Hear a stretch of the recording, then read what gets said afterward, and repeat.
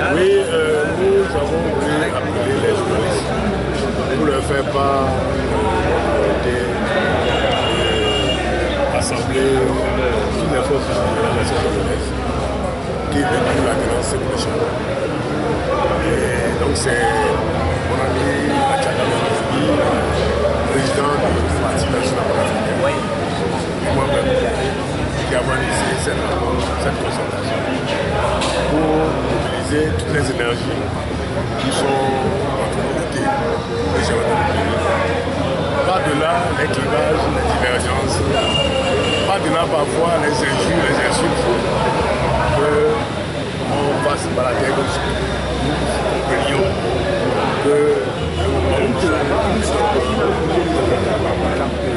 et que ce moment doit nous obliger à nous dépasser pour le saut qualitatif qu'il faut pour notre pays évolue, pour notre pays aille dans le changement. Que l'année 2015, notre pays a eu une nation où il y a eu un changement, où il y a eu la tendance.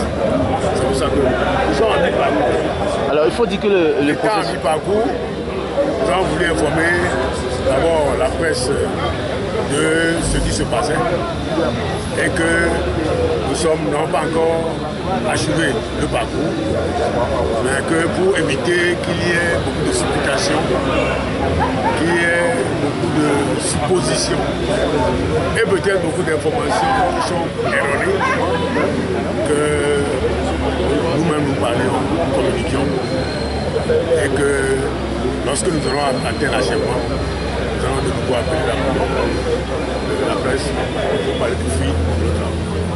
Alors aujourd'hui, il faut dire que le processus électoral est lancé. Avez-vous nourri encore cet espoir que les réformes soient faites avant la présidentielle de 2015? Nous disons, nous affirmons, nous réaffirmons que les réformes sont indispensables avant toute élection. Avant toute élection, je répète, les réformes sont indispensables avant toute élection. Dans ces conditions-là, ceux qui sont rassemblés, qui veulent rassembler tout le monde, estiment que le peuple togolais, d'abord que la classe politique togolaise, toute la société civile, tout le monde doit se mobiliser pour comprendre que ces réformes, voulues par 85% des Togolais, selon l'Afro-Baromètre, ce n'est pas nous qui l'avons commandé. C'est publié dans République of Togo, qui est un appareil gouvernemental, un médium gouvernemental. Quand on dit 85% des Togolais veulent le changement, veulent la tendance, veulent les réformes, nous voulons que ces 85% entrent en symbiose pour réclamer ces réformes avant toute élection. Et que nous disons que nous allons nous mobiliser. Nous allons mobiliser la population, nous allons mobiliser la diaspora pour obtenir ces réformes avant toute élection.